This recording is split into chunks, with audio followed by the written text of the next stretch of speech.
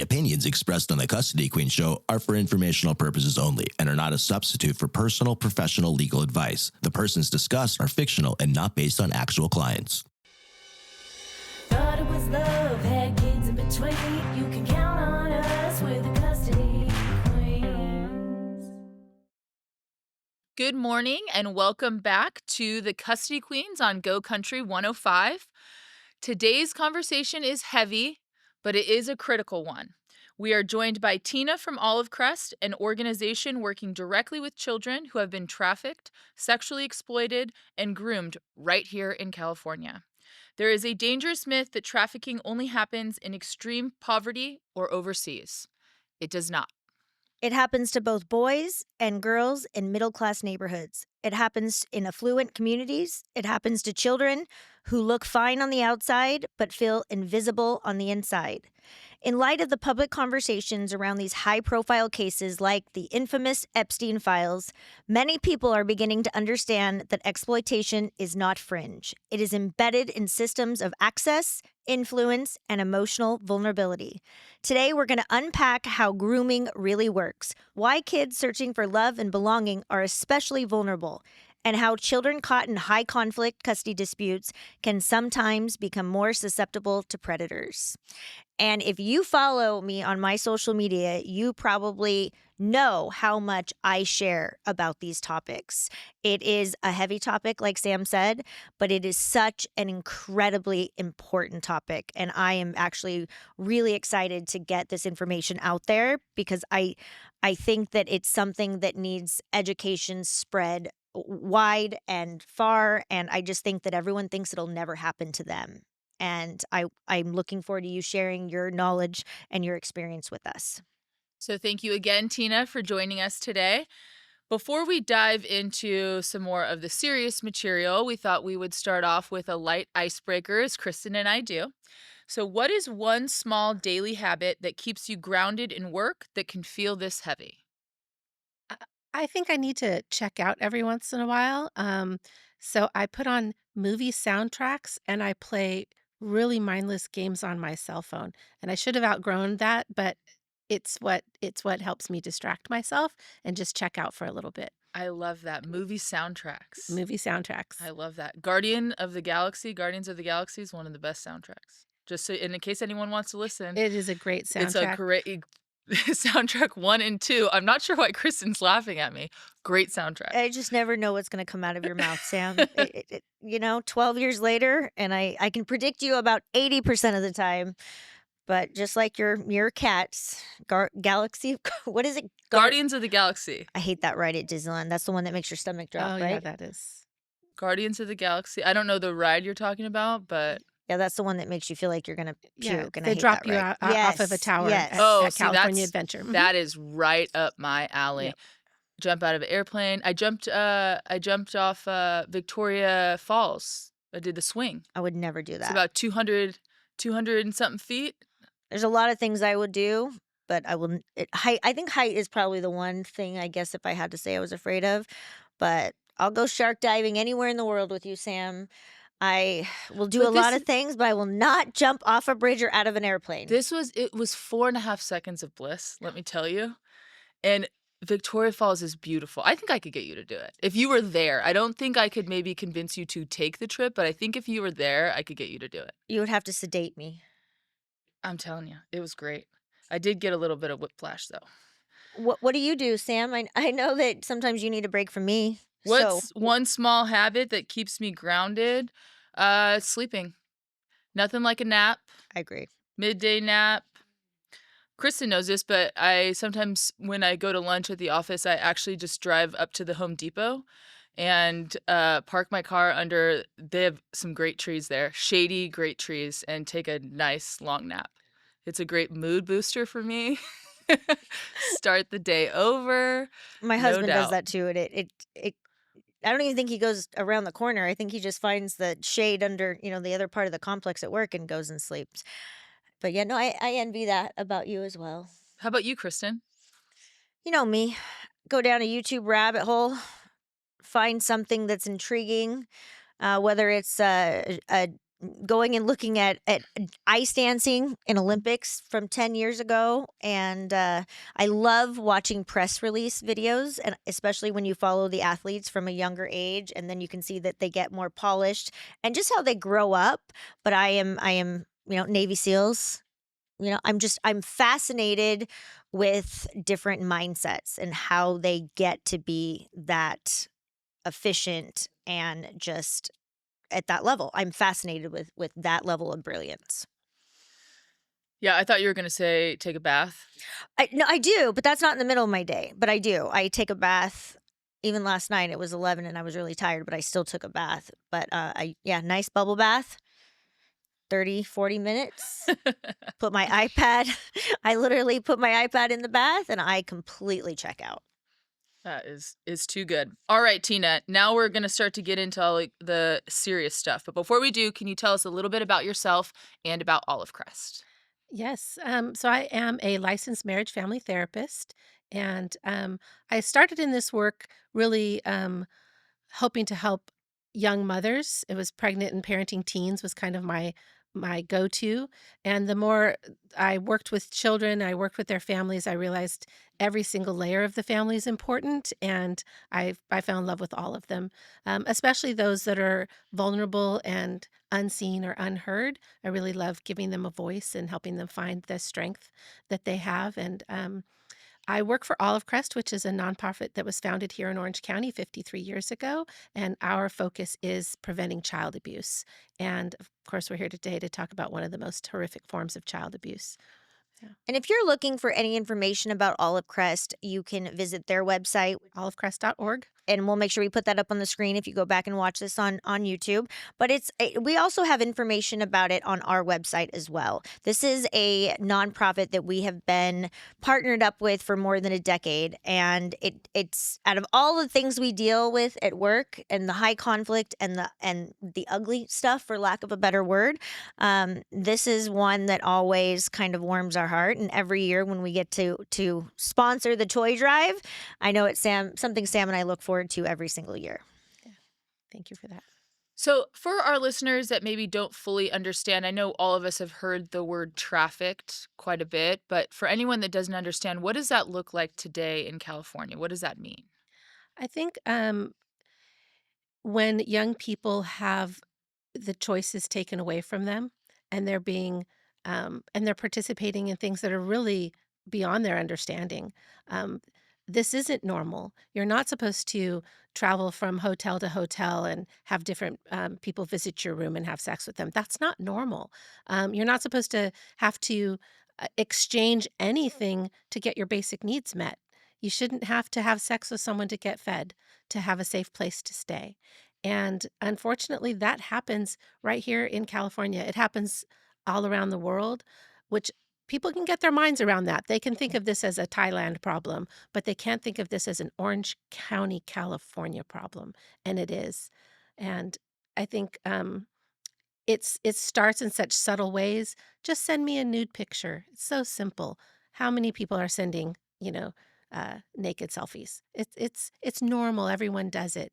And now that is child pornography. And now you've participated in child pornography. How hard is it to go to that next step? And that's really the insidious nature of this business. And it really is a business. I think that if you want to understand human trafficking, you have to remember that this is $1 billion industry. And I think that it's a great point that you bring up about the overseas component, because I think it's very easy for all of us to sort of put our head in the sand and say, this isn't happening in our backyard. This is just happening in communities where maybe there's a lot of poverty or there isn't a lot of education around it. But it really affects everyone, correct? Absolutely. And if you think about a purchaser, so someone who's going to purchase sex from a victim, they have money. And are they traveling to neighborhoods of poverty to spend their money? They're not. They're traveling to domestic brothels. They're traveling to a really nice looking house on your street that gets more cars than you think that they should be getting. And there's brothels in these neighborhoods. They're going to conventions, Anaheim Convention Center. They're out of town. Kick up your heels for a little bit. Call someone to your room at one of those hotels down by Disneyland. That's happening right here.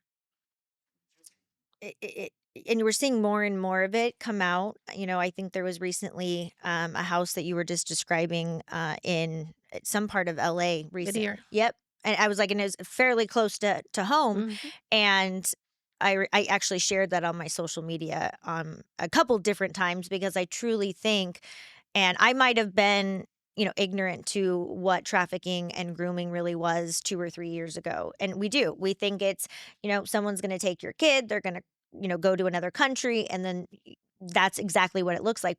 And that might be the case sometimes, but that is not the case often.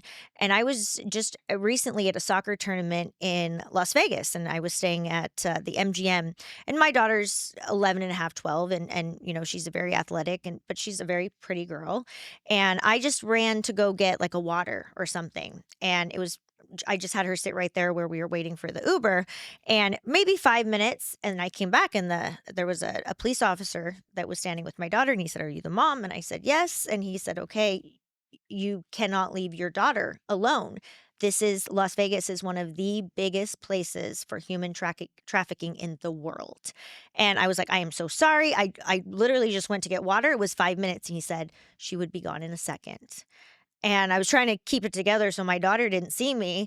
And I think that was a huge gut check for me Yeah, on how real it is. yeah, it is that real. And I think that when we talk about, like, the Las Vegas lifestyle, or the Instagram lifestyle, the LA lifestyle, young people, they wanna have what everybody else has. They wanna go to those parties. They wanna see, the bottle shows and the celebrity cameos, and if someone says, "Hey, there's a party, you wanna come with me?" How many young people in our community be like, "Of course, partying is cool, that's what everybody does." And now you're at a party. Now you're drinking something, you don't know what's in it. Now you don't remember what happened to you, and there are pictures and videos of you being sold on the internet as child pornography.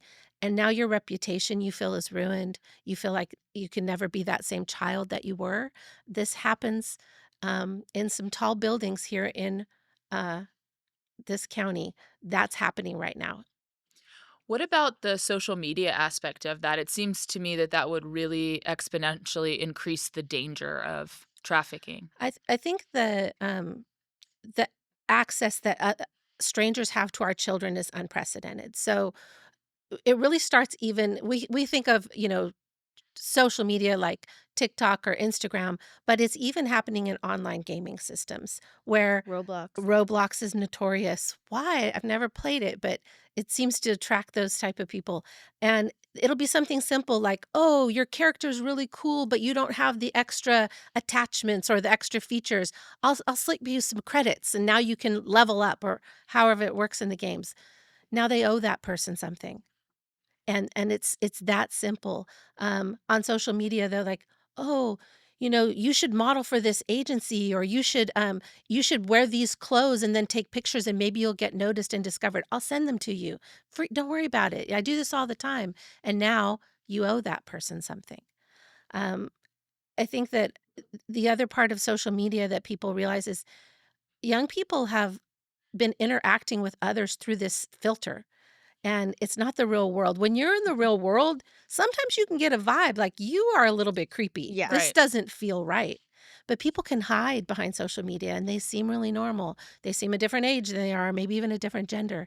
And so our young people are less skilled at discerning evil than they would if they were confronting it in real life. Right. And, you know, I think that brings up an interesting point because I don't think social media is safe at all, but I can see how somebody may be interacting with someone in their own home and feel like it's a safe person to interact with, grow a bond, and then end up meeting up with them in person. Yeah. And I mean, I think both are dangerous, but social media is really, I think, creating an access that we all need to be more aware of. Yeah. And it's not just an access to the children. It's like, I mean, virtually anybody can send a message, whether or not, there's different protocols on whether it would get through to that person, a DM, or if there's an email, or anyone can pretty much almost access anyone if they want to. And I think that it's something unprecedented. I think it's really it's leading us into a very interesting place in the future.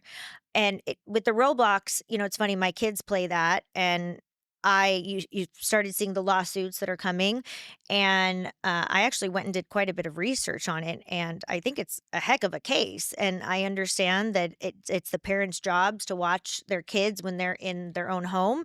And do I have a security, a watchdog program on all of my kids' devices? Yes. Do I check it as much as I should? Probably not. But do I get an alert if a filtered word is searched for?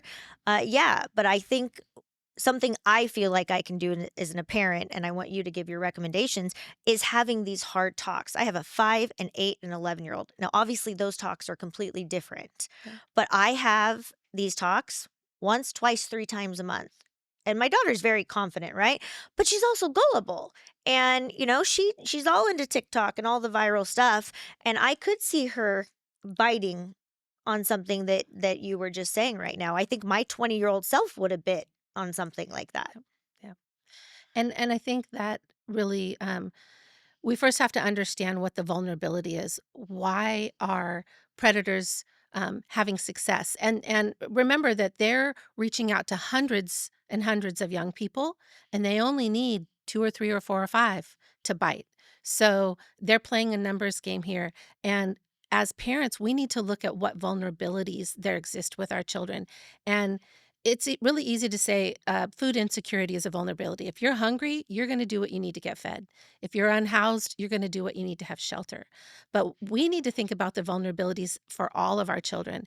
And that's I'm not fitting in. I'm not cool. My body is changing and I don't feel beautiful. My friends have more things than I have. My parents are separating and now we're worried about money and I'm not going to have the cool stuff that other people have. Those are vulnerabilities. And it's easy for us to say, oh, that's not that important. You've got a home, you've got food, you're not vulnerable. But all of our kids have a soft spot somewhere that someone's going to prey on. And so, as parents, being that person that is just always there and without judgment, without panicking, without freaking out and who are you talking to and why and I'm blocking you and you're never using a phone again. Those are all unrealistic. But being that parent and say, wow, what just happened? My daughter, I have a daughter too. She was able to come and tell me, Mom, this professional basketball player sent me a picture of his privates. And what should I do about this? Because we had an open relationship and she could share that. And he wasn't trying to exploit her, and maybe it really was him or it really wasn't him, I don't know. But she knew what to do, she knew who to go to. And I think that's what parenting looks like in the future. I agree. I also think that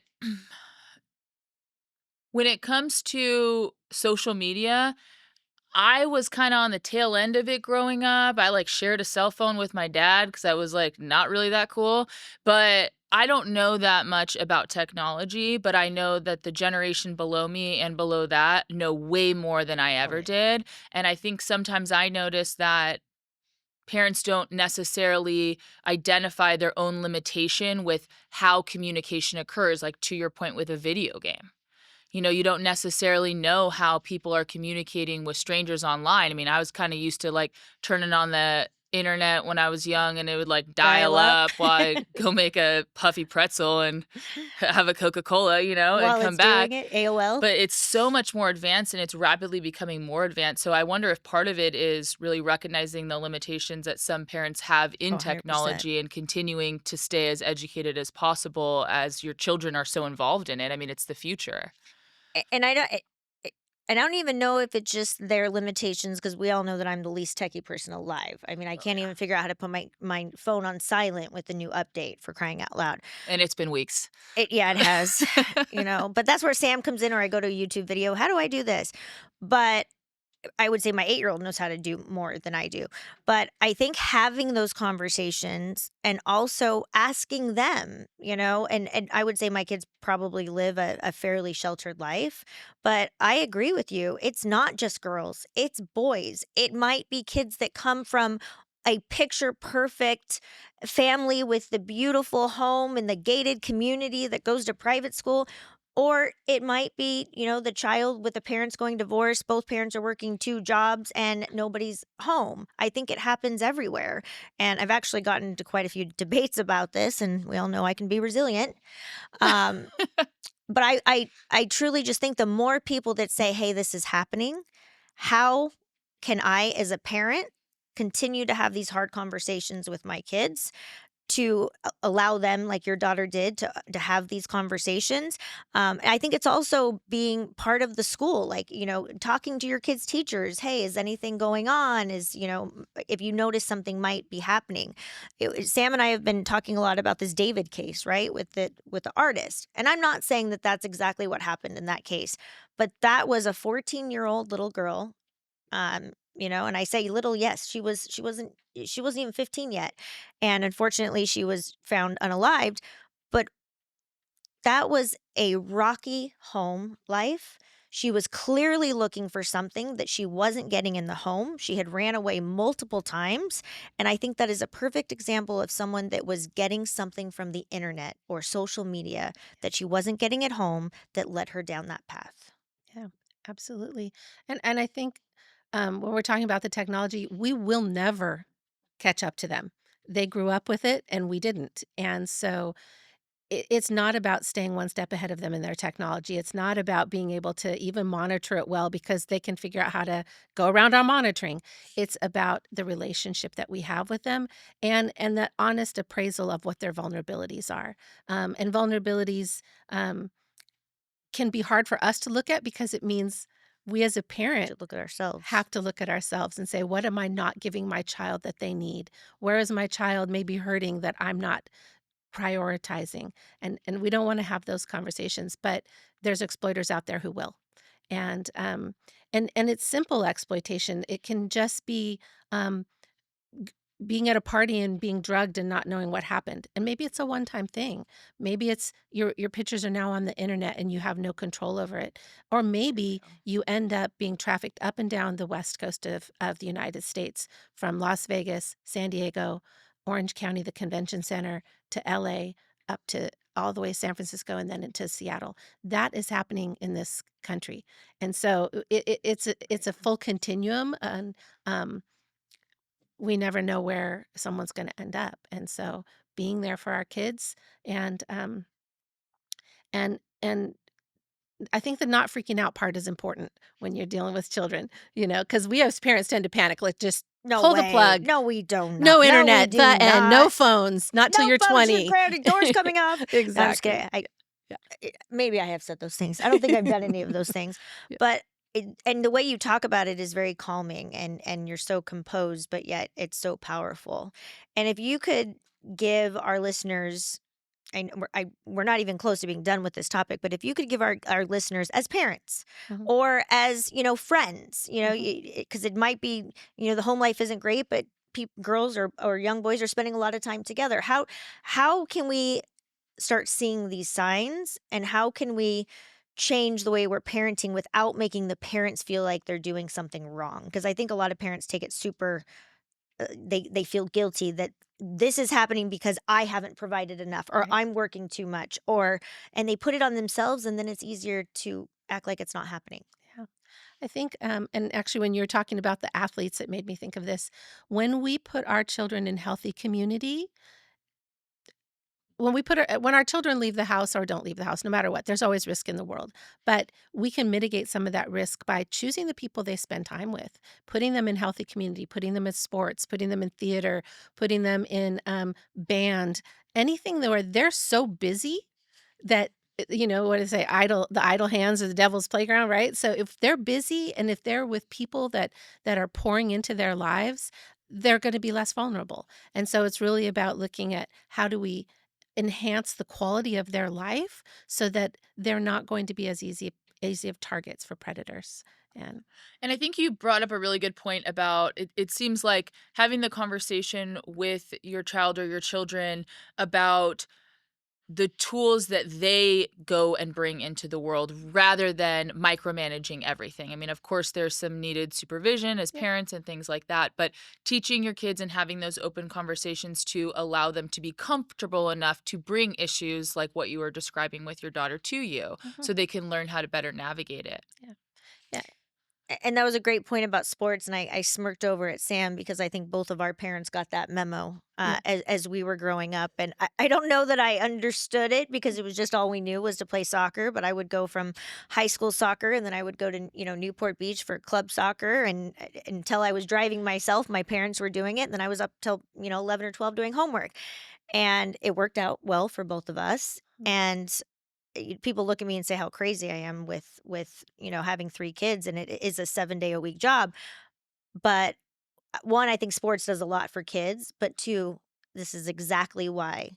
The less idle hands, Yeah. the better. Yeah. And I can at least somewhat control the environment, when they're at soccer or they're at futsal or they're speed training, because I know the people they're around. But at the end of the day, they're all going to leave the nest at some point. Yeah. And I know that I feel like my parents did a good job with confidence and the tools. And that's what Sam and I hope to teach some of our clients, that, hey, just because life isn't going the way you want it to go at home, you have to unite as parents to continue to make sure that your children aren't looking for something somewhere else. Right.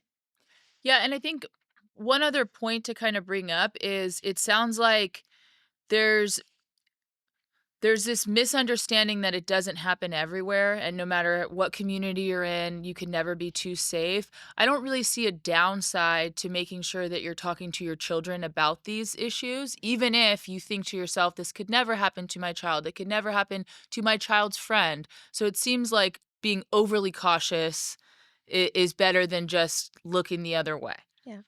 And I think as it may be easier for some parents to bring it up from a place of empathy and say, um, "I heard about this. It's so sad. I wonder if this would happen to any of your friends at school. I wonder if this would happen to anyone you know." And maybe it's too personal to say, "I'm worried this is going to happen to you." But how do we protect our friends? How do we be that network? I have 4 kids. You have 3, so did that. They spy on each other's social media. They support each other. So creating networks where the young people can say, "I'm really worried about my friend. She's changed. She's hanging out with this person I don't like." Um, and remembering that when we're building the self-esteem of both our daughters and our sons, they're less likely to either be victimized or to be people who perpetrate.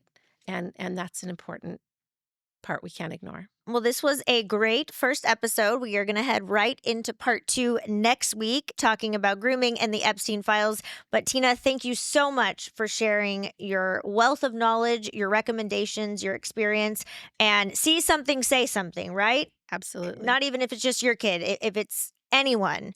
And with that, Sam, I'll let you bring it home. If anyone is more interested in finding out resources, they can go to olivecrest.org. And if anyone is interested or has any concerns regarding custody or family law in general, you can get a hold of Kristen and I at 1-800-419-7772. That's 1-800-419-7772.